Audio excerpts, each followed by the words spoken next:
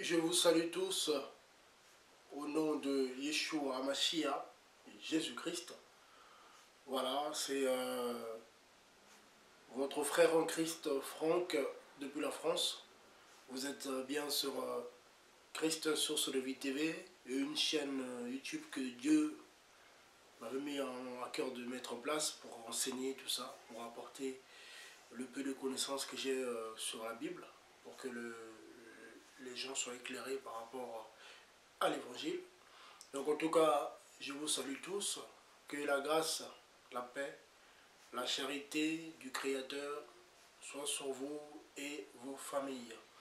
Donc je rends encore grâce à Dieu par Jésus-Christ, notre Seigneur, qui a encore permis ce temps de pouvoir partager la Bible, ce temps de pouvoir parler de la Bible. Car nous savons tous, surtout nous qui sommes croyants, que c'est Dieu qui fait grâce de la vie. Donc si aujourd'hui nous sommes vivants, parce que le Seigneur l'a permis. Voilà. Donc en tout cas, toute la gloire au Créateur, que je remercie. Seigneur, merci pour ce temps que tu nous accordes encore. Seigneur, parle-nous, mon Dieu. Parle à ton peuple, Seigneur, car les temps sont difficiles. Nous voyons ce qui se passe dans les nations, Papa. Nous voyons ce que l'ennemi met en place pour faire couler du sang, Père. Mais par ta grâce, tu nous parles, tu nous révèles les projets, les desseins impies, les desseins diaboliques de l'ennemi. Et nous nous levons pour intercéder, pour prier, afin que ta main puissante puisse agir. Seigneur, merci encore pour tout ce que tu fais. Que toute la gloire te revienne, Créateur, toi le seul vrai Dieu. Au nom de Yeshua. Amen. Voilà, bien aimé, donc en tout cas, Dieu soit béni pour tout ce qu'il fait. Voilà, donc comment ne pas rendre gloire à Dieu. C'est pas facile la marche en Christ. En tout cas, ceux qui se battent pour être fidèles à la parole de Dieu, en tout cas, je m'adresse à ceux-là.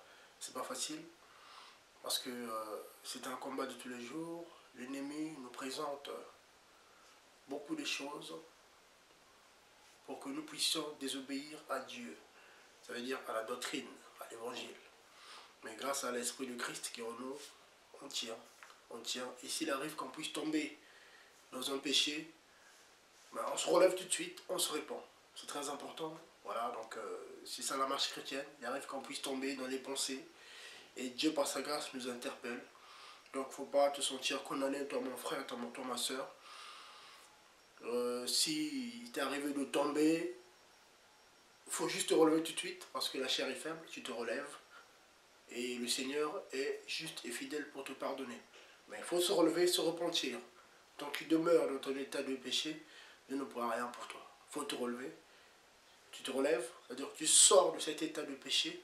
Si c'était le vol, si c'était les mauvaises pensées, si c'était la jalousie, si c'était la colère, toutes ces choses-là. Donc il faut tout de suite sortir de là, demander pardon à Dieu. Et le Seigneur est tellement bon, notre Dieu est tellement amour, que parfois on a du mal à le croire, mais le Seigneur est vraiment la charité parfaite. Voilà. Donc en tout cas, bien aimé, donc Dieu m'a mis à cœur de pouvoir nous partager sur notre identité en tant qu'enfant de Dieu. En tant qu'enfant de Dieu. Voilà. Alors, je vais essayer de développer un peu là-dessus, ça ne sera pas trop long, si Dieu permet. Voilà. Nous rappeler un peu que nous sommes, parce qu'aujourd'hui on voit que beaucoup de bien-aimés sont perdus à cause du monde, de la pression qu'il y a, hein, la pression de tous les jours. Quand on se retrouve à l'extérieur, on voit tout ce qui se passe, les images, les paroles, tout ce qu'on voit autour de nous, tout nous pousse carrément à pécher contre Dieu. Et beaucoup malheureusement, à cause de l'ignorance de leur identité, beaucoup se font avoir par la séduction que l'ennemi met en place. Et Dieu nous a dit, le Seigneur a dit, dans Matthieu 24, prenez garde à la séduction. C'est la première des choses qu'il a dit à ses disciples, que nous sommes aujourd'hui, c'est de prendre garde à ne pas tomber dans la séduction de l'ennemi. Vous voyez, donc c'est vraiment un combat de tous les jours, un combat terrible pour ne pas tomber dans le piège de l'ennemi. Voilà, donc je vais prendre un passage, s'il vous plaît, prenez votre Bible. Donc en tout cas, que Dieu bénisse puisse vous fortifier. En tout cas, je crie à Dieu pour toi, mon frère, toi, ma soeur, qui... Je sais que c'est difficile dans les nations aussi. Beaucoup sont dans des combats difficiles, des combats terribles, c'est pas facile. En tout cas, tenez ferme, car le Seigneur vous aime et son retour est imminent. Donc, on va partager sur l'identité du chrétien. Je vais prendre un passage déjà pour essayer de poser ce petit partage, voilà, grâce à Dieu, alors, pour savoir qui est réellement le chrétien. Qui es-tu réellement? Quand on parle du chrétien, le vrai chrétien, là, le disciple de Christ, qui t'es réellement? Le Seigneur nous donne une réponse déjà. Dans le livre, on va prendre le livre de Jean 3, vous allez voir. J'aime bien ce passage-là, Jean 3, à partir du verset 1, vous allez voir. Le Seigneur, en tout cas, nous parle du chrétien, du vrai chrétien. Qui il est exactement? On lit au nom du Seigneur Jésus. Jean 3, à partir du verset 1. Il y eut un homme d'entre les pharisiens nommé Nicodème, qui était un des chefs des Juifs, lequel vint de nuit à Jésus et lui dit: Maître, nous savons que tu es un docteur venu de Dieu, car personne ne peut faire les miracles que tu fais si Dieu n'est avec lui. Jésus répondit et lui dit: en vérité, je te le dis, si quelqu'un ne naît d'en haut, voilà, ou si quelqu'un ne naît de nouveau, ça dépend des traditions, des traductions plutôt, pardon, la Bible nous dit, donc en vérité, je te le dis, si quelqu'un ne naît d'en haut, il ne peut voir le royaume de Dieu. Nicodème lui dit, comment un homme peut-il naître quand il est vieux? Peut-il rentrer dans le sein de sa mère et naître une seconde fois?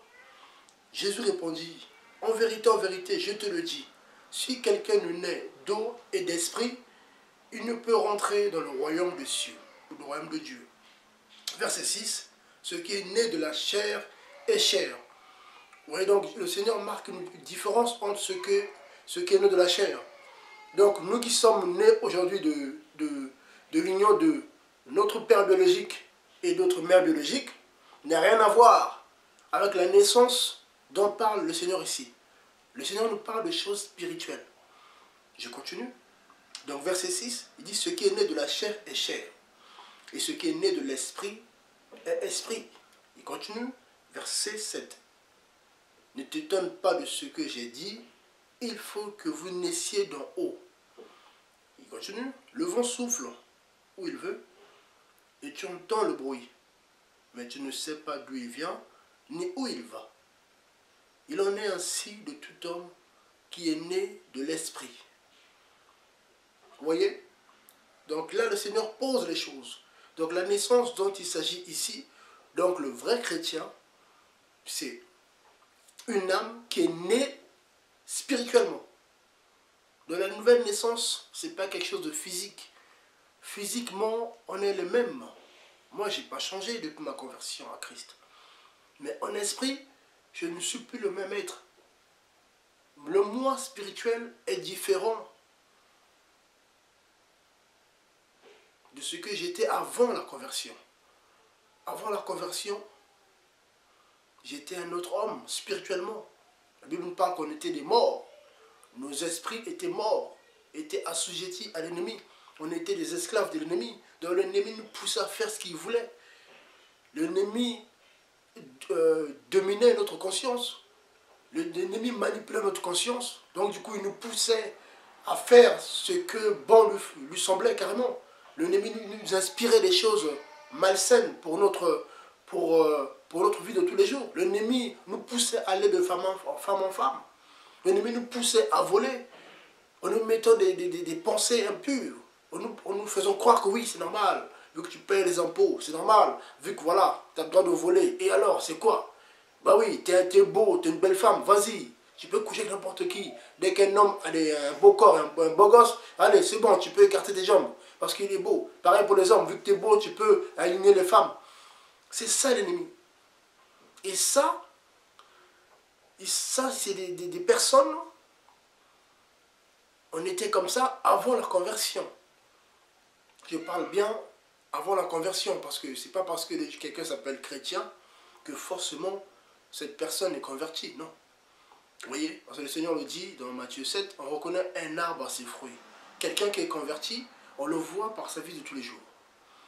Parce que celui qui est né, comme le Seigneur le dit ici, voilà, au verset 8, voilà, il dit le vent souffle où il veut, et tu entends le bruit, mais tu ne sais pas d'où il vient, ni où il va. Il en est aussi de tout homme qui est né de l'Esprit. Donc là, il s'agit du Saint-Esprit. Quand on parle de l'Esprit, avec un grand E, il s'agit du Saint-Esprit. Donc, le vrai chrétien doit savoir que déjà, il est né du Saint-Esprit. Donc, un esprit, ce n'est plus le même être. Vous voyez, ça, je pose les choses. C'est très important parce que on entend des choses. On entend des choses. Vous voyez? Et là, le Seigneur le dit, il précise bien que, quand il parle au verset 3, Jean 3, il dit, si quelqu'un ne naît d'en haut, donc c'est une naissance, quand tu nais en Christ, en fait, tu fais partie de son royaume céleste. Donc aujourd'hui, moi qui vous parle aujourd'hui, mon esprit humain fait partie du royaume des cieux. Aujourd'hui, je vous parle aujourd'hui, mon esprit à moi fait partie du royaume des cieux. Du coup, Dieu communique avec mon esprit. Parce que je suis en relation avec son royaume. Je suis en relation avec Dieu. Dieu est esprit. Selon Jean 4, 24, qui ne le savait pas. Jean 4, 24, quand vous lisez dans Jean 4, 24, il est écrit Dieu est esprit. Il faut que ceux qui l'adorent en esprit et en vérité. Vous pouvez toujours noter ça, c'est important. Donc Dieu n'est pas un homme. Donc là, en tout cas, je marque la différence. Là, il s'agit, c'est le Fils de Dieu qui parle, l'homme. Voilà. Parce qu'il y en a qui ne savent pas ces choses-là. Là, c'est Jésus-Christ, homme, qui parle. Celui qui est né de Marie. Celui qui est né sans père, bien sûr, mais celui qui est né de Marie. Là, c'est l'homme qui parle. L'homme qui parle, poussé par l'Esprit de Dieu qui est en lui. Là, c'est l'homme qui parle. C'est Jésus-Christ, homme, qui parle. J'ai bien posé les choses. Il y a une différence, pour ceux qui ne savaient pas, entre Jésus-Christ, esprit, le Père, qui a donné son nom à Jésus-Christ, homme. Voilà. C'est juste une parenthèse. Voilà pourquoi quand vous lisez Hébreux 1, on nous apprend que le Fils a hérité du nom de son Père. Voilà. Donc Jésus-Christ, homme, que les musulmans appellent prophète, mais nous on appelle Fils de Dieu, le Christ, l'agneau de Dieu, qui est venu pour un but précis, qui s'est sacrifié à la croix pour que nous, on puisse recevoir le pardon. Parce que d'après la loi de Dieu, depuis la nuit de temps, pour qu'il y ait le pardon de péché, il faut qu'il y ait du sang. Vous voyez, mais bon, ça c'est un autre enseignement. Hébreux en parle, Hébreux 9, 10 là-bas, sans effusion de sang, il n'y a pas de pardon de péché. Or, pour que le péché de nos premiers parents, Adam et Ève, soit effacé, il fallait que Dieu lui-même se forme un corps. Ça donne Jésus-Christ homme, le Christ homme. Le Christ homme qui est venu, voilà, qui est venu rempli de Christ Dieu, de Jésus-Christ Dieu, Dieu qui est esprit. Voilà, bon, ça il y a des versets qui en parlent, mais voilà, je ne vais pas rentrer là en détail. Voilà, donc c'est ça. Et cet homme s'est livré à la croix, il est mort et il est ressuscité. Et celui qui croit en cette œuvre de la croix, ben forcément, il bénéficie en fait de ce salut-là, immérité. Moi qui vous parle, nous qui sommes chrétiens, on n'a rien payé. Juste croire. On a cru en cela et Dieu a régénéré notre esprit. Nous sommes devenus enfants de Dieu par la foi, non par les œuvres. D'abord on croit, on devient enfant de Dieu et puis derrière on pratique les œuvres de Dieu. C'est ça la différence avec d'autres religions. Le chrétien, le vrai, d'abord il croit, Dieu fait de lui son fils et du coup Dieu commence à lui communiquer les œuvres qu'il va pratiquer. Donc ce que nous pratiquons aujourd'hui, ce n'est pas par nous-mêmes. Ce que je fais, c'est Dieu qui me demande de le faire.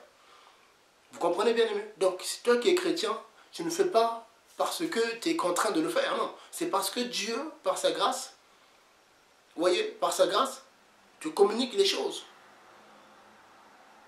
Vous voyez, donc un enfant de Dieu, c'est quelqu'un déjà qui est conduit par l'Esprit de Dieu. Romains 8 en parle. Voilà. Donc un enfant de Dieu sait qu'il est enfant de Dieu. Donc cette parole-là, qu'on prend, vous allez voir, quand on prend Romains 8, en fait, un enfant de Dieu, c'est important parce que on entend des choses, mais bon. Un enfant de Dieu sait qu'il est enfant de Dieu parce que le Saint-Esprit en lui lui témoigne cela. Donc ce ne sont pas des histoires. Hein. Quand on prend le Romains 8 à partir du verset 15, qui nous dit, Romains 8, 15, et vous n'avez pas reçu un esprit de servitude pour être encore de la crainte, mais vous avez reçu l'esprit d'adoption par lequel nous crions Abba, c'est-à-dire Père. Verset 16, l'esprit lui-même. Donc une fois que tu es converti, donc une fois que donc le chrétien sait, une fois que tu es converti, l'esprit de Dieu lui-même en nous, dans notre esprit, parce que quand on dit l'esprit de Dieu habite en nous, Dieu habite notre esprit humain. En fait, Dieu est en relation avec notre esprit humain. Dieu n'est pas en relation avec notre âme, ni avec notre corps physique. Non. Dieu est en communion avec notre esprit humain. Dieu nous parle par notre esprit humain. Moi, quand Dieu me révèle les choses, comme il nous a parlé récemment par rapport à la France, où Dieu nous a révélé que l'ennemi planifiait un attentat terrible dans un centre commercial ici en France, donc il fallait que les gens prient. Dieu nous parle à notre esprit. Et des choses spirituelles, maintenant, ça arrive dans le, comment dire, dans le réel. Donc Dieu communique à notre esprit. Donc là, Romains 8, 16, on nous dit quoi? L'esprit lui-même rend témoignage à notre esprit humain. Donc à notre esprit que nous sommes enfants de Dieu. Donc le vrai chrétien, Dieu lui parle. Contrairement à ce que pensent certains, dans d'autres croyances, ou certains chrétiens, certaines dénominations, moi je vous dis, mes amis, je n'ai pas d'étiquette, je suis chrétien, c'est tout. Donc si quelqu'un veut me voir, un frère qui me dit je suis chrétien, je suis d'accord. S'il commence à me coller dans les histoires, ouais mais t'es quel chrétien? Catholique, protestant, évangélique, baptiste, non, moi je n'ai pas vu ces histoires-là. Le Seigneur, quand il m'a parlé, il ne m'a pas dit deviens chrétien catholique. Non, non, il m'a dit tu es mon serviteur, tu es mon disciple, fais l'œuvre que je donne de faire. C'est ce que je fais. Et quand j'ai lu la Bible, grâce à Dieu, le peu de connaissance que j'ai de la Bible, en tout cas de la Nouvelle Alliance, le Nouveau Testament, je n'ai pas vu de division entre chrétiens par rapport à des dénominations, à des titres. Je n'ai pas vu ça. Donc quand on voit ces choses-là, c'est-à-dire quelque part, on voit la sémence de l'ennemi. Le diable est passé par là. Mais les vrais enfants de Dieu savent que c'est faux. Il n'y a pas de division. Nous avons tous un même Père. Un seul Père. Donc pourquoi il y aurait des divisions? Vous voyez? Pourquoi il y aurait des divisions? Chrétiens, pourquoi des divisions? Déjà là, je finis ce passage-là dans Romains 8, 16. On nous dit, l'Esprit lui-même rend témoignage à notre esprit que nous sommes enfants de Dieu. Donc on parle de l'Esprit de Dieu. Vous voyez, mes amis? Donc c'est important. Hein, je vais prendre rapidement un passage que j'aime bien, hein, pour vous montrer à quel point il n'y a pas de division entre nous les chrétiens. L'ennemi est passé par là. Les gens, quand ils te voient, t'es chrétien, ils te demandent tout de suite, t'es quel chrétien? Catholique, protestant? Mais t'es tombé dans le piège, mon frère. T'es tombé dans le piège, ma soeur. Non, il n'y a pas de ça dans la Bible. Le Seigneur le dit dans Ephésiens, hein, putain, c'est bien aimé Paul qui parle, inspiré par l'Esprit de Dieu. Et beaucoup doutent de ce frère Paul. Beaucoup ont du mal à saisir ces messages, les messages de Paul, qui sont tellement profonds. Beaucoup de chrétiens ont du mal. Et du coup, il y en a même qui disent que Paul, qui ne croit pas en lui. Et je bénis Dieu parce que, avant de prendre ce passage-là, même Dieu est bon, vous savez, Dieu est bon. Je bénis Dieu parce que même Pierre reconnaît la sagesse que Paul avait. Il le dit lui-même. Quand on prend 2 Pierre 3, Paul le dit. Paul le dit, il parle Pierre le dit. En 2 Pierre 3, il parle de Paul. Qu'est-ce qu'il dit? Il dit, c'est pourquoi, mes bien-aimés, en attendant ces choses, appliquez-vous à être trouvés par lui sans tâche et sans reproche dans la paix. Et considérez la patience du Seigneur comme une preuve qu'il veut votre salut. Comme Paul, c'est écrit dans votre Bible, vérifiez, notre frère bien-aimé, notre frère bien-aimé, pardonnez-moi si, voilà, parce que j'ai la bouche un peu sèche, que Dieu m'aide, notre frère bien-aimé vous l'a aussi écrit, selon la sagesse qui lui a été donnée, comme il le fait aussi dans toutes ses lettres, où il parle de ces choses dans lesquelles il y a des points difficiles à comprendre, que les personnes ignorantes, mal affermies, c'est ça, les gens mal enseignés, les gens qui n'ont pas compris la Bible, les gens qui ont cru en Jésus par adhésion, les gens qui sont convertis, qui sont chrétiens par tradition, parce que son père est chrétien, ils pensent qu'un chrétien, ça se transmet de génération en génération. Non, on devient chrétien, on se convertit, on ne naît pas chrétien.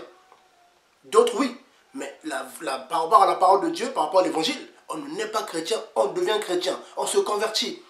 Donc, il faut être conscient. La foi chrétienne, il faut que la personne soit consciente de oui, je me convertis à Christ. Parce que derrière, il y a des choses derrière. Il y a un combat spirituel, il y a des épreuves. Donc on n'adhère pas comme ça parce que tes parents sont catholiques, protestants, évangéliques, témoins de Jéhovah, tout ce que vous savez, ça y est, on est chrétien. Non, ça ne se passe pas comme ça. Voilà pourquoi nous voyons beaucoup de gens qui voient que le nom de Dieu est blasphémé, le nom du Seigneur est blasphémé à cause des gens comme ça, à qui on a fait croire que tu es chrétien parce que ses parents sont chrétiens, mais leur vie est complètement sale. Leur vie est complètement démoniaque, satanique. Des parents qui disent qu'ils sont chrétiens, mais à 15-16 ans, ça commence à coucher.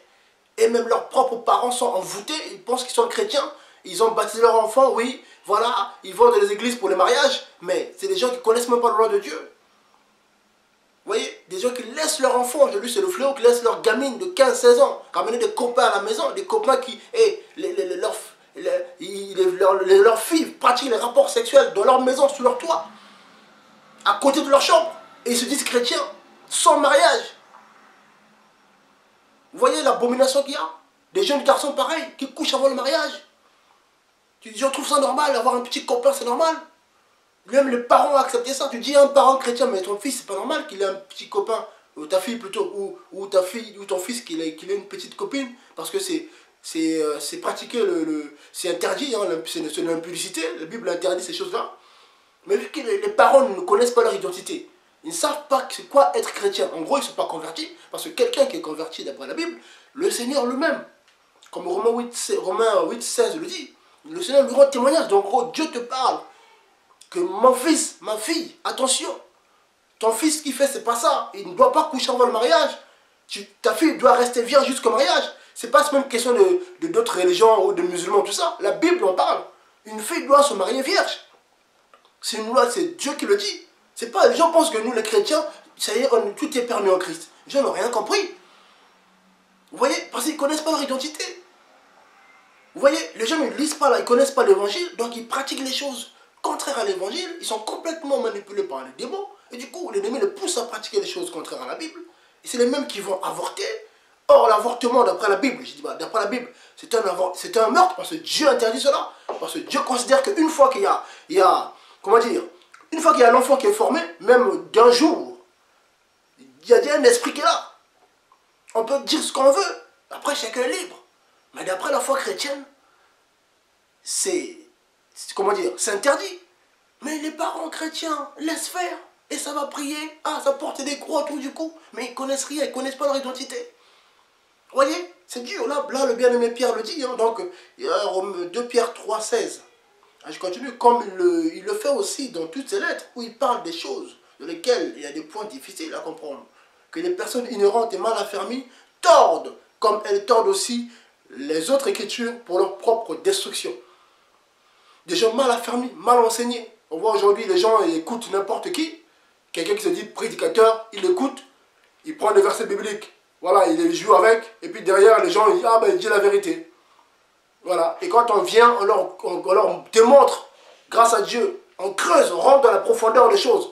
Eh bien, ils se rendent compte que, ah ben ouais, en fait, on était à côté. Mais au départ, ces gens nous prennent pour de fous. Les gens nous prennent, c'est nous qu'on prend pour des faux docteurs. Et nous, on nous traite de possédés. C'est nous qu'on prend des possédés. Mais quand on prend les Écritures, on leur démontre que cette doctrine, c'est pas fondé bibliquement. Ça, c'est démoniaque. Ça, c'est diabolique. Ça, c'est diabolique. Ça, c'est pas de Dieu. Dieu n'a pas dit ça. Après, c'est le même après qui dit, ah, on ne savait pas. Parce que les gens sont mal affermis. Les gens ne connaissent pas leur identité. Ils ne savent pas qui ils sont en Christ. Mais voilà, les gens ne savent pas qui ils sont en Christ. C'est terrible. Vous voyez, en Christ, nous sommes citoyens des cieux. Nous sommes les enfants. En fait, notre royaume n'est pas d'ici. Un vrai chrétien doit savoir que son monde, ce n'est pas ici. Nous sommes des ambassadeurs. Je prends le passage. Il dit, un chrétien doit savoir ces choses-là. Ah, je reste sur un Pierre déjà. Pierre en parle, après je vous dirai, on verra. Pierre en parle. Que Dieu en tout cas nous aide.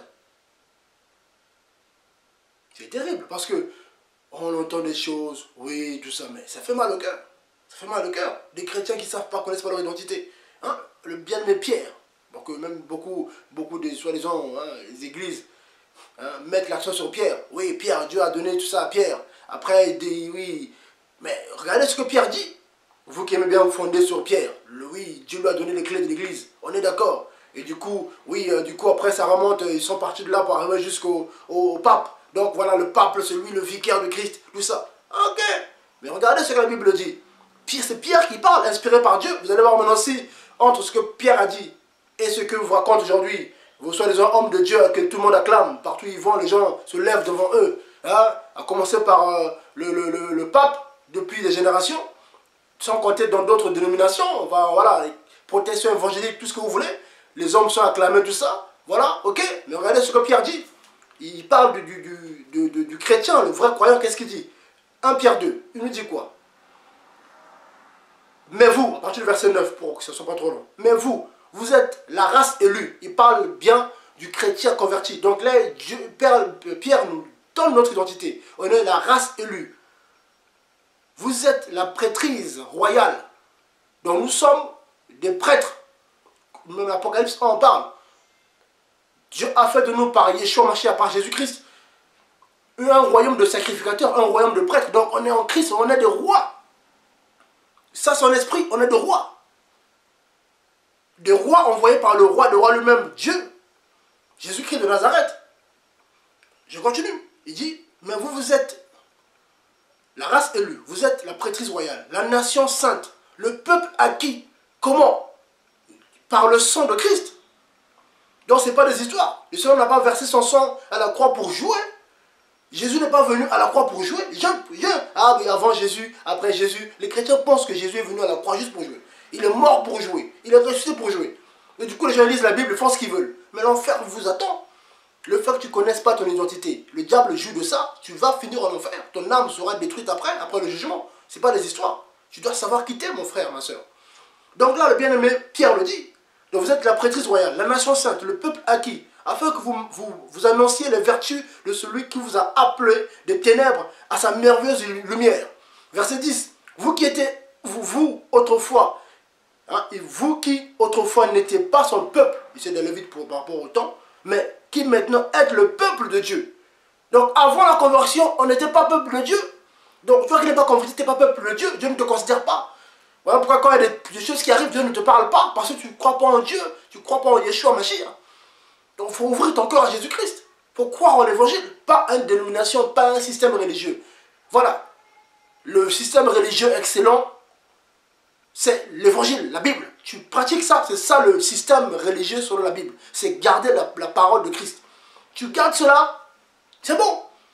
Si Dieu permet que tu aies te réunir avec d'autres chrétiens qui craignent Dieu, dans une assemblée où voilà, ok, mais d'abord ça, la parole de Christ. Mais les gens préfèrent aller se réunir avec des gens, mais ils rejettent, ils ne veulent pas pratiquer la parole de Dieu. Les gens font le contraire. Ils vont dans les assemblées, dans les églises, ils prient, c'est pas mauvais. Mais faire attention aussi là où vous allez prier, parce qu'il y a des églises où Satan est assis, mais ils négligent la parole de Dieu. Donc ils font l'inverse. Mais là, le bien-aimé Pierre le dit, vous qui autrefois n'étiez pas son peuple, mais maintenant vous êtes le peuple de Dieu. Vous qui n'avez pas obtenu une miséricorde, mais maintenant vous avez, ou avez obtenu une miséricorde. Il dit, verset 11, mais bien-aimé, il parle, quand on dit bien-aimé, il parle aux chrétiens. Quand on dit bien-aimé, il s'agit des chrétiens. Parce que celui qui n'est pas converti n'est pas un bien-aimé, malheureusement. Parce que l'amour de Dieu n'est pas sur lui, au contraire, la colère de Dieu est sur lui. La Bible est claire, celui qui n'est pas converti à Christ, en fait, la colère de Dieu est sur lui. Donc quand Dieu va juger le monde, mais la colère de Dieu tombera sur lui. Vous voyez, verset 11, mes bien-aimés, je vous exhorte, comme les étrangers et voyageurs, à vous abstenir des convoitises charnelles qui font la guerre à l'âme. Vous voyez, verset 11 de 1 Pierre 2, bien-aimé, Pierre nous rappelle le chrétien, mais bien-aimé, je vous exhorte, comme les étrangers et voyageurs. On est des étrangers. déjà physiquement, déjà on va mourir un jour, mais elle nous rappelle en tant que convertis, on ne doit pas s'attacher aux choses de ce monde. Donc ça c'est ton identité chrétien. Tu es un étranger sur la terre. Tu es en mission dans ce monde. Depuis que Dieu t'a converti à lui, Dieu qui convertit, ce n'est pas moi, ce n'est pas un homme. Depuis que Dieu t'a attiré à lui, tu es un étranger, tu es citoyen des cieux. Ton royaume n'est pas d'ici-bas. Bien-aimé Paul le dit ici, hein, mais bien-aimé, je vous exhorte. Donc là, il vous exhorte, il nous exhorte, nous, aujourd'hui, qui lisons Pierre, comme les étrangers et voyageurs, à vous abstenir de convoitises charnelles qui font la guerre à l'âme. Verset 12. Et une conduite honnête avec les gentils, envers les païens, afin que là même où ils vous calomnient, comme si vous étiez des malfaiteurs, ils remarquent vos bonnes œuvres et glorifient Dieu au jour où il les visitera. Vous voyez, dans le jour où Dieu va les visiter, si Dieu permet. Donc aujourd'hui, il y a les gens qui ne croient pas en nous. Bon, quand on parle, ils nous prennent pour des fous. Mais le jour où Dieu va les toucher, ils vont glorifier Dieu. Ils diront, ah oui, oui, c'est vrai que j'ai eu affaire à des chrétiens. Franchement, je comprends pourquoi, oui. En fait, c'est moi qui n'étais pas bien, eux, ils étaient bien.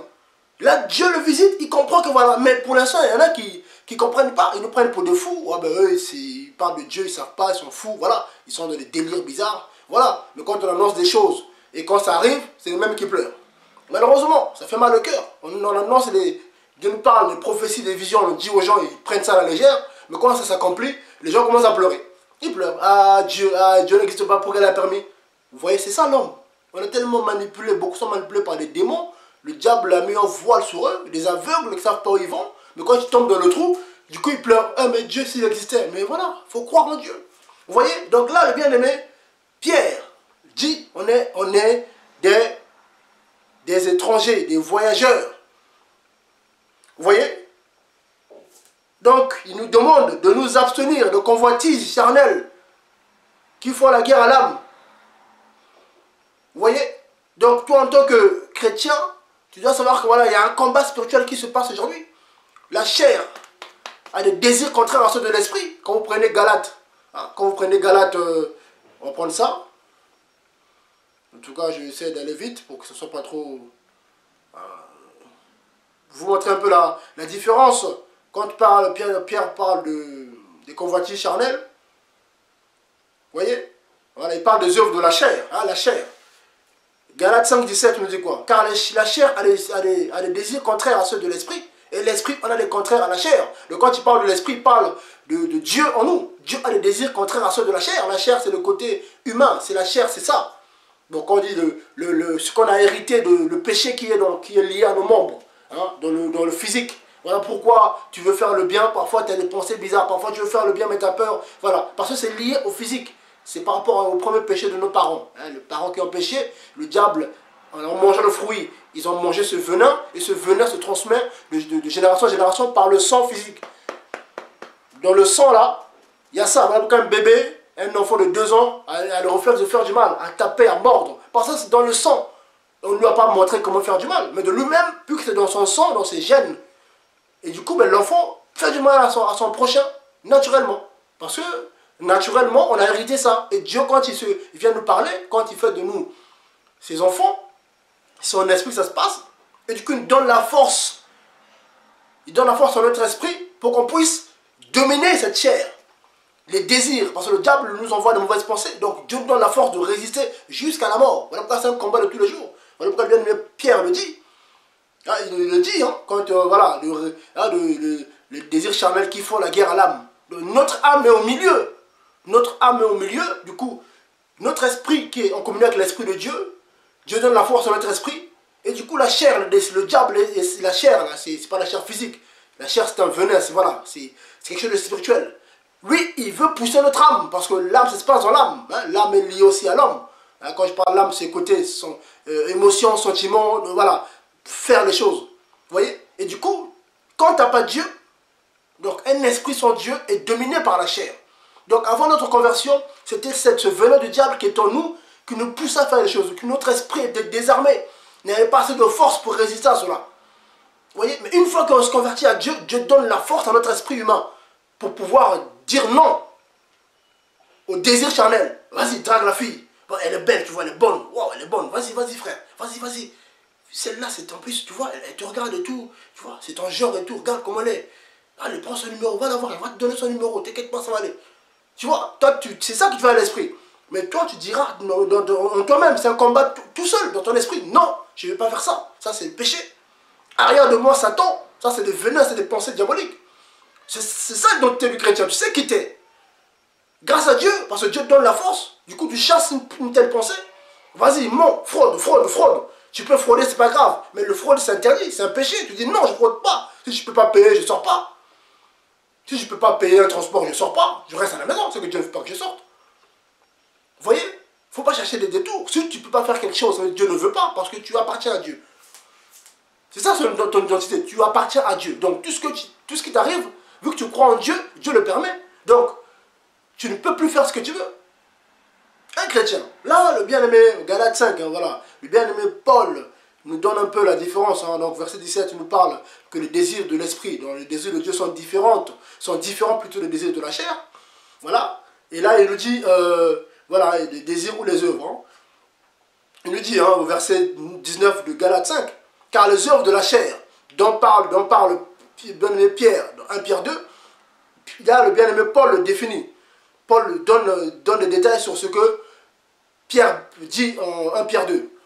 Donc Paul dit, hein, Galates 5, 19, car les œuvres de la chair sont évidentes. Ce sont l'adultère, la fornication, l'impureté, l'impudicité, l'idolâtrie, la sorcellerie, les inimitiés, les querelles, les jalousies, les animosités, les disputes, les divisions, les sectes, les envies, les meurtres, les ivrogneries, les orgies, les choses semblables à celles-là, au sujet desquelles je vous prédis, comme je vous l'ai déjà dit, que ceux qui commettent de telles choses n'hériteront pas le royaume des cieux. Donc, que tu crois que tu te dis chrétien ou pas, si tu commets de telles choses, le ciel n'est pas pour toi. Ce royaume-là n'est pas pour toi. Parce que ce royaume n'est pas d'ici-bas. Le Seigneur le dit. Ce royaume n'est pas d'ici. Le royaume est là-haut. Le Seigneur le dit quand vous prenez Jean 18, quand il parlait à Ponce Pilate. Il dit, ouais, mais moi je peux t'aider. Jésus dit quoi? Mon royaume n'est pas d'ici-bas. S'il était d'ici-bas, j'aurais fait appel à mes serviteurs. Il parlait des anges. Ils auraient combattu pour moi. Mon royaume n'est pas d'ici. Vous voyez, donc nous, en tant que chrétiens, notre royaume n'est pas d'ici. Notre royaume est là-haut. Voilà. Donc on ne peut pas faire ce qu'on veut. On peut pas faire ce qu'on veut. On n'est pas, non. Tu ne fais pas ce que tu veux, chrétien. Tu dois savoir quitter. Tu es enfant de Dieu, tu es fils, fille de Dieu. Donc tu dois marcher selon la volonté de Dieu. Tu ne veux pas faire ce que tu veux. Donc tu dois prendre le temps de méditer la Bible. Méditer l'évangile en tout cas. Beaucoup méditer l'évangile. Bon, on médite, oui, parce que d'après la parole de Dieu, l'ancienne alliance était l'ombre des choses à venir. Le Seigneur le disait lui-même que l'ancienne alliance n'a parlé que de lui. Les fêtes juives, tout ce qui se tourne autour, l'agneau, la Pâque, ça parlait de Christ. Et le Seigneur est venu accomplir cela à la croix. Donc ça parlait que de Christ. Donc, beaucoup aujourd'hui mettent l'accent sur l'ancienne alliance et du coup ils pratiquent cela. Mais il faut mettre l'accent sur la nouvelle alliance, le Nouveau Testament. Parce que ça c'est la réalité. L'ancienne alliance c'était l'ombre. Là nous sommes dans le vrai. Donc il faut bien connaître déjà le vrai avant de maîtriser l'ombre. Et les gens font l'inverse. Du coup ils pratiquent les choses. Voilà, ils sont dans le judaïsme, tout ça. Oh, malheureusement, moi je rien contre voilà, les Israélites. Parce que j'aime bien parler des Israélites. Il n'y a pas que les Juifs. Hein. Il y avait 12 tribus. Voilà, mais aujourd'hui on parle beaucoup de deux tribus, hein, Benjamin et Judas, parce que voilà, par rapport à Jérusalem. Mais Dieu, à la base, il y avait 12 tribus, et la Bible est claire que quand le Seigneur reviendra, il va rétablir les 12 tribus.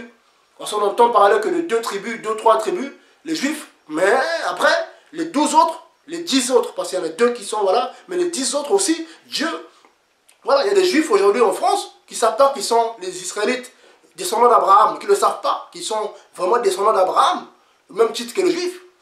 Mais parce qu'ils ne savent pas. Même en Afrique noire. Parce que quand ça a éclaté, beaucoup sont fuis en Égypte. Quand il y a eu une déportation, quand ils sont désobéis, beaucoup sont fuis en Égypte. Beaucoup sont descendus plus bas. En Éthiopie, il y a beaucoup de Juifs. En Éthiopie, il y a beaucoup de Juifs. Ils ne savent pas qu'ils sont Juifs. Il y en a qui aujourd'hui sont noirs, mais c'est des vrais descendants d'Abraham. Vous voyez? Ah, mais ça, les gens ne savent pas. Mais il y en a beaucoup, ils ne savent pas.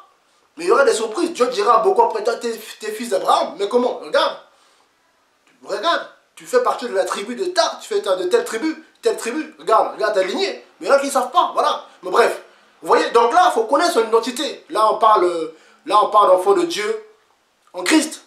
Moi, je voulais expliquer ce point par rapport au physiquement. Il y a des enfants d'Abraham aujourd'hui.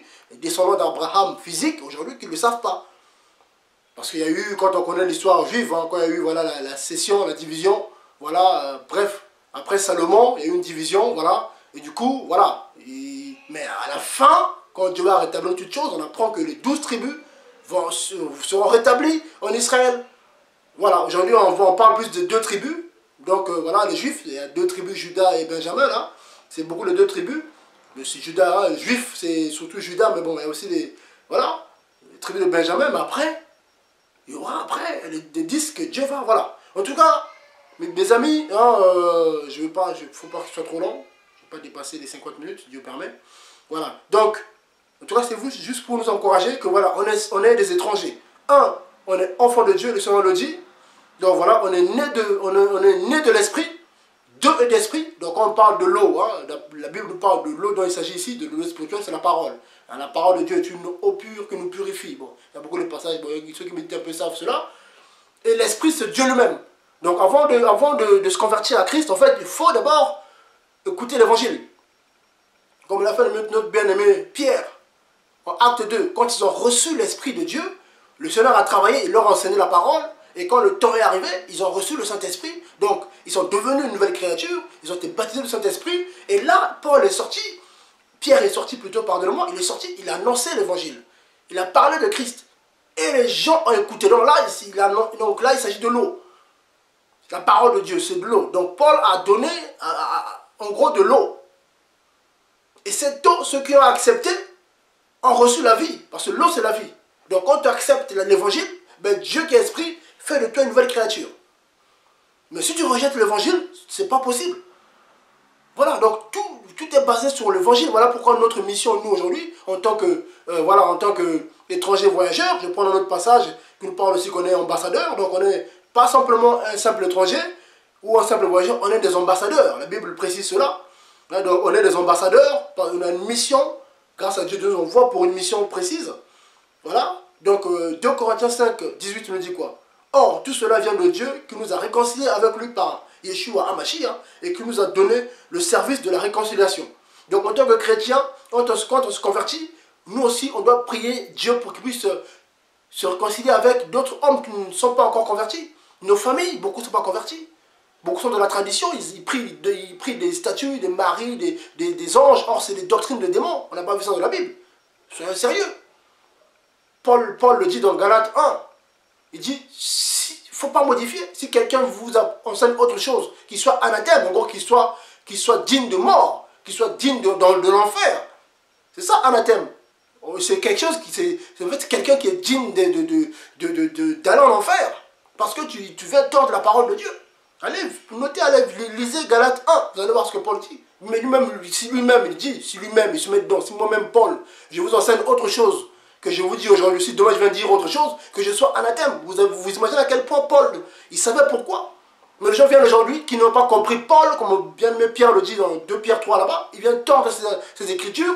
Ouais mais Paul il a dit ça, ouais mais Paul est contre les femmes, ouais Paul ne veut pas que les femmes puissent enseigner, oui mais Paul est contre ci, oui mais Paul était misogyne, ouais Paul était ci, Paul était ci. Les gens disent ça de Paul, ils ne comprennent pas. Et du coup ils viennent tordre l'écriture, ils viennent rajouter des choses pour leur propre ruine. Bien aimé, Pierre le dit, c'est pour votre propre ruine. Paul dit la femme ne doit pas faire ci, la femme doit être soumise à son mari. Oh non, non, non.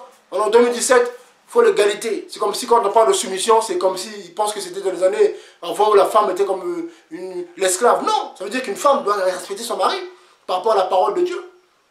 Tant que ton mari ne te pousse pas à faire n'importe quoi, ok, tu respectes ton mari, tu te soumets à ton mari. Et la Bible dit que le mari doit aimer sa femme comme Christ aime l'Église. Donc l'homme doit aimer sa femme comme Christ aime l'Église. Ça veut dire quoi? Il doit supporter sa femme jusqu'à donner sa vie pour elle. Donc c'est kiff, kiff. L'homme c'est plus difficile. La Bible te dit que tu dois mourir pour ta femme. Donc quelqu'un qui aime sa femme ne va pas battre sa femme. Il ne va pas la brutaliser. Il va s'occuper de sa femme. Il va l'aimer. Mais derrière la femme, on demande d'être soumis à son mari. Parce que on connaît qu'aujourd'hui, malheureusement, la femme a cette sémence en elle. On voit comme Ève, dès le départ, que la désobéissance, ça vient de Ève. Parce que la femme a tendance à se rebeller. C'est ça la femme, elle a tendance à se rebeller, à se prendre pour... C'est naturel dans la femme. Vous donnez un pouvoir à la femme, regardez. Une femme qui dirige des hommes, vous allez voir qu'elle va écraser les hommes. Elle est sans pitié la femme. La nature nous enseigne, bien aimé. La nature nous enseigne, vous mettez une femme à la tête de quelque chose, Si ce n'est pas une femme de Dieu, quelqu'un qui craint Dieu, c'est pas... Voilà, vous allez voir, les dégâts qu'il va y avoir, même les gens le disent. Vous m'avoir un homme à la tête qu'une femme, parce que la femme, elle est dure. C'est comme ça, la femme. Parce qu'une fois qu'elle a la place, la femme, c'est comme ça. C'est en elle. Renseignez-vous, moi, j'ai rien contre les femmes. Mais c'est comme ça, et la Bible le confirme. Vous voyez, donc, on dit ça aux gens, je ne veux pas écouter. Je lis, je continue la lecture dans 2 Corinthiens 5, 18. Verset 19. Car Dieu était en Christ. De là, il s'agit de Christ homme. Voilà, j'ai fait un message récemment qui démontre qu'il y a Christ esprit qui est en Christ homme. En nous, il y a Christ en nous. Mais il s'agit de Christ esprit. Dieu lui-même, Christ en nous. C'est Dieu qui s'est formé Christ homme, l'homme, le Christ, le Messie. Bref, ça c'est un autre enseignement. Je continue. Après, il faut que ce ne soit pas trop long, que Dieu en tout cas nous aide. Mais il faut prendre le temps de regarder le message jusqu'au bout. Donc on est sur l'identité du chrétien. Savoir quitter. Verset 19. Donc car Dieu était en Christ, réconciliant le monde avec lui-même. Avec lui-même, vous voyez. En ne leur imputant pas leur faute. Et il a mis en nous la parole de la réconciliation. Il a mis en nous la parole de la réconciliation. Cette parole que nous annonçons, l'évangile. Verset 20. Nous sommes donc ambassadeurs pour Christ. Donc là, la Bible nous donne encore un autre détail. Donc on est étranger, voyageur, et on est ambassadeur pour Christ. Donc, c'est quoi un ambassadeur? Il a un message, il a une mission. Il vient représenter un autre royaume. Là, il s'agit de royaume. Parce que quand Dieu voit, il ne voit pas les nations, Dieu voit un royaume. Parce que nous savons que, d'après la Bible, le prince de ce monde, c'est Satan. Aujourd'hui, le monde en esprit, ce n'est pas divisé. Il y a un seul roi dans ce monde, c'est Satan. C'est un seul prince, c'est Satan qui règne. Voilà, ça on le sait tous, ceux qui sont spirituels savent que voilà, sur terre, c'est Satan qui règne. C'est lui le chef. Vous voyez? Donc il y a deux royaumes. Donc nous, Dieu nous envoie dans ce royaume pour parler de sa part, pour arracher les âmes de ce royaume des ténèbres, pour les emmener vers le royaume de la lumière, le royaume de Dieu, par l'évangile, par la parole qui est en nous. Ça veut dire que par Christ qui est en nous. Parce que Christ est la parole de Dieu. Bon, ça, bon, voilà, ceux qui ne savaient pas. Vous voyez, donc là, on apprend que nous sommes donc ambassadeurs pour Christ. Vous voyez? Donc là, le bien-aimé Paul dit la même chose que Pierre, qui dit nous sommes étrangers voyageurs. Donc un ambassadeur, on doit connaître son identité. Un ambassadeur a un message. Quand tu viens sur terre, tu te convertis. Donc quand tu te convertis, tu es né d'en haut. C'est ça le mystère du vrai chrétien. La Bible est claire. Le Seigneur nous dit dans Jean 3. Quand tu te convertis, tu es une nouvelle naissance. Tu es né d'en haut. Tu es né en haut et de là, Dieu prend ton esprit, il l'emmène là-haut, il le régénère. Après, il te renvoie sur terre pour une œuvre, pour un but que tu dois accomplir. Ça veut dire quoi? Annoncer l'évangile. Les disciples l'ont fait. Quand le Seigneur a dit, allez, faites de toute nation les disciples, en Matthieu 28, c'était le message du chrétien. Va, d'abord, tu es formé. Jésus a formé les disciples. Donc, un chrétien qui vient de se convertir, il a d'abord besoin d'être formé. Tu ne vois pas, tu te lèves comme ça, tu as un mois de conversion, tu te prends pour quelqu'un qui sait tout. Parce que tu as quelques versets de la Bible, quelques versets bibliques de la tête. Je suis désolé, je suis un peu rapide par rapport au temps. Et les gens, du coup, ils pensent qu'ils sont arrivés. Et du coup, ils tordent l'évangile, ils vont dire des bêtises. Ils vont perdre du temps de leur marche en Christ. Après, des années après, ah, mais si j'avais compris.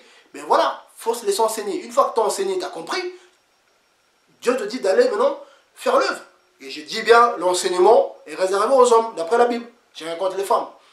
Il y a la Bible, les apôtres, et c'était les hommes. On n'a pas vu des apôtres femmes, ou des bergers, des évêques femmes. Non. On a vu des gens qui avaient le mandat pour l'enseignement. En tout cas, les 5 ministères. Vous voyez?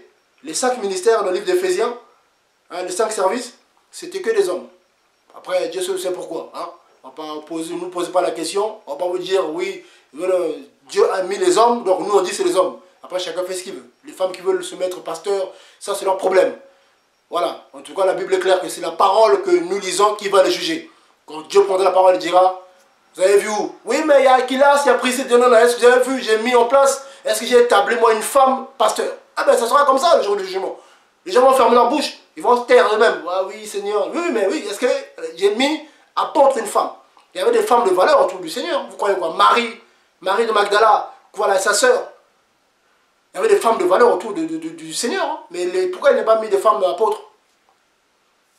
Dieu seul sait pourquoi, mais ce n'est pas dit que Dieu n'aime pas les femmes. Au contraire, les femmes, c'est elles qui ont le plus contribué même à l'œuvre de Dieu. C'est elles qui soutenaient le plus. C'est les femmes qui s'occupaient du Seigneur, plus que les hommes. Ah oui, hein. Les apôtres étaient là quand ils se déplaçaient. Une fois qu'il arrivait dans les villes, il y avait des femmes autour de lui qui soutenaient. On parle de femmes qui soutenaient, des femmes qui étaient assez riches, qui soutenaient l'œuvre du Seigneur. Donc je pense que Jésus est contre les femmes. Bref. Donc ton identité, mon frère, ma soeur, c'est que tu es ambassadeur. Donc Dieu t'a envoyé sur terre pour une mission précise, pour accomplir une œuvre précise. Donc tu ne peux pas comme ça, voilà, faire n'importe quoi, voilà, vivre ta vie. Non. Pratiquer le péché, voilà, je suis chrétien mais c'est pas grave. Non. Non, non, non. Tu es enfant de Dieu, tu ne peux pas faire ce que tu veux. Tu ne peux pas vivre dans le péché. Non. Ça c'est contraire à la doctrine de Christ. Je vais prendre un dernier passage et puis je vais m'arrêter là. On continuera si Dieu permet. Pour nous rappeler que Dieu n'aime pas le péché. Celui qui est né de Dieu ne pratique pas le péché. Hein? 1 Jean 3 nous en parle. On va prendre à partir du verset 4 pour que ça aille vite. Hein. Voilà, après on finira là. 1 Jean 3, 4. Quiconque pratique le péché pratique aussi l'iniquité. Car le péché est l'iniquité. Vous voyez? Ah, donc l'iniquité c'est quelqu'un qui est sans loi. Hein? C'est un ignorant. En gros c'est ça. Ton ignorance te pousse à faire des bêtises. Or, la Bible est claire dans Osée 6,4, mon peuple est détruit faute de connaissance. Dieu qui le dit. Donc, voilà, celui qui ne connaît pas la loi de Dieu, automatiquement pêche contre Dieu parce que tu es ignorant. Et le diable profite de ton ignorance pour te pousser à faire n'importe quoi. Verset dans 1 Jean 3 nous dit, quiconque pratique le péché, pratique aussi l'iniquité, car le péché c'est l'iniquité. Voilà, donc, quelqu'un sans loi, quoi. Bref. Verset 5, or, vous savez qu'il est apparu pour ôter nos péchés, et il n'y a point de péché en lui. Donc en Christ, il n'y a pas de péché. Si quelqu'un vous a dit que Jésus a péché un peu, c'est faux. La Bible nous dit, il n'y a pas de péché en lui. Donc c'est un homme qui n'a jamais péché. Depuis sa naissance jusqu'à sa mort, sa résurrection, là aujourd'hui, on nous parle de Jésus-Christ homme. Il est là en train d'intercéder pour nous, afin que Jésus-Christ esprit, le Père qui en nous, puisse agir. Je me répète, il y a Christ homme et Christ esprit. C'est Christ esprit, le Père qui s'est formé, Christ homme, il habitait dedans et il a dirigé cet homme. C'est ça le mystère de Christ. C'est Christ esprit qui s'est formé, Christ homme, l'homme. Donc, qu'on appelle aussi le Fils de Dieu. Vous voyez? Celui qui disait que non, mon Père est en moi. Il fait tout par l'esprit de mon Père. Je suis dans mon Père est en moi. Donc, qui est en lui? Christ esprit, le Saint-Esprit. Vous voyez? Celui qui est venu sur Marie, en Matthieu 1, celui qui a fait tomber Marie enceinte, c'était qui? Le Saint-Esprit. Donc on parle de Christ, de l'Esprit de Dieu, il s'agit du Saint-Esprit. L'Esprit de Dieu, l'Esprit de Yahweh, l'Esprit du Seigneur que les apôtres avaient en eux. Même Pierre le dit en 1 Pierre 1, il dit que les apôtres avaient, plutôt le prophète avait en eux l'Esprit de Christ. Donc l'Esprit du tétragramme, c'est ça, c'est le même Esprit. Celui qui mouvait au-dessus des eaux dans Genèse 1. Au commencement, voilà, hein, quand, voilà. Bref. Voilà, on lisait Genèse 1, on apprend que l'esprit ou le souffle de Dieu mouvait au-dessus des eaux. Bon bref, donc vous pouvez aller vérifier. Donc là je reviens sur Jean 3, verset 5. Or, vous savez qu'il est apparu pour ôter nos péchés. Hein, et qu'il n'y a point de péché en lui. Verset 6. Quiconque demeure en lui ne pêche point. Écoutez bien. Quiconque demeure en lui ne pêche point. Quiconque pêche ne l'a pas vu et ne l'a pas connu. Mes petits enfants, que personne ne vous séduise. C'est ça la séduction, que personne ne vous séduise. Il n'y a que ça aujourd'hui. Le péché sexuel, le mensonge. Là voilà, les femmes, les gens s'habillent mal. Ils mettent des collants, tu mets un legging collant. C'est un sous-vêtement, les femmes, ils mettent ça, ils sortent comme ça, on voit leur forme. Ça part des enfants jusqu'aux vieilles. Elles s'habillent bizarrement. Après on dit oui mais c'est pas grave, la liberté, ils s'en foutent les jeunes garçons qui voient les femmes mal habillées, du coup ils sont tout excités, le pauvre. Ils vont commencer à draguer les fillettes pour aller coucher avec.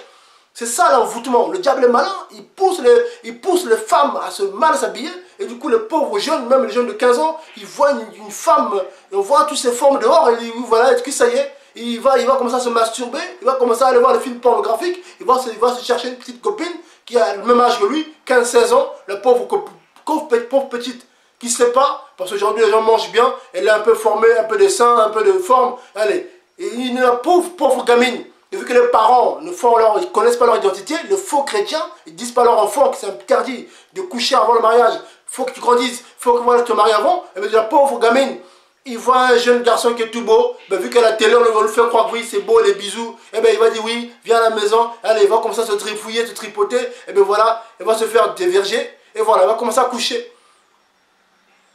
Voilà, parce que ça commence où? Par la sémence, la séduction. Nos enfants sont séduits. Les parents eux-mêmes sont mal habillés. Les parents même, ça ne les gêne pas. Ils sont parfois une nuit devant leur enfant. Ils s'étonnent que leurs enfants vont coucher à gauche, à droite, ça avorte, et c'est normal. Et après ça se dit chrétien, des possédés, des envoûtés, c'est l'enfer que vous attend. Il faut vous repentir. Il faut vous repentir sérieusement. Il faut se repentir sérieusement.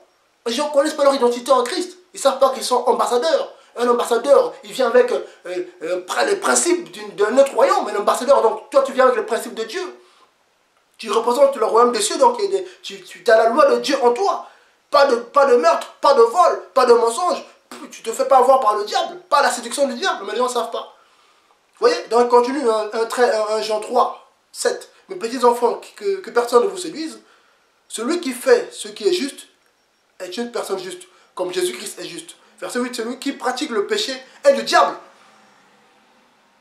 Car le diable pêche dès le commencement. Verset continue. Or, le Fils de Dieu est apparu afin de détruire les œuvres du diable. Jésus est apparu pour détruire les œuvres du diable. Verset 9. Quiconque est né de Dieu ne pratique pas le péché. Quiconque est né de Dieu, donc quiconque est converti à Christ, ne pratique pas le péché, car la sémence de Dieu demeure en lui. Ça veut dire que l'Esprit de Dieu demeure en toi. Donc tu ne peux pas pécher. En tout cas, là, il parle de péché volontaire, parce qu'il parle que, oui, tu tombes dans un péché volontaire, tu vois une femme nue, comme ça, voilà, tu l'as vu, alors Dieu nous demande de faire attention. Bon, tu pries, tu te réponds. Mais quelqu'un qui prémédite un péché, qui sait qu'il va aller, voilà, il va aller draguer une fille, il va aller, donc voilà, un péché volontaire, un péché conscient. C'est ça que Dieu condamne, parce que Dieu sait qu'on est faible, la chair est faible. Dieu le sait, voilà, donc Dieu le sait qu'on est faible. Ça c'est clair. Ouais, mais voilà. Donc je continue, donc verset 9, quiconque est né de Dieu ne pratique pas le péché, car la semence de Dieu demeure en lui. Il ne peut pécher parce qu'il est né de Dieu. Il ne peut pécher volontairement parce qu'il est né de Dieu. Vous voyez, verset 10. Et c'est en cela qu'on reconnaît les enfants de Dieu et les enfants du diable. Voilà. Voilà. Quiconque ne pratique pas la justice n'aime pas son frère. Et n'aime pas son frère n'est pas de Dieu. Voilà, verset 10. J'aime bien verset 10 de 1 Jean 3. Et c'est à cela que l'on reconnaît les enfants de Dieu et les enfants du diable. Quiconque ne pratique pas la justice n'aime pas son frère.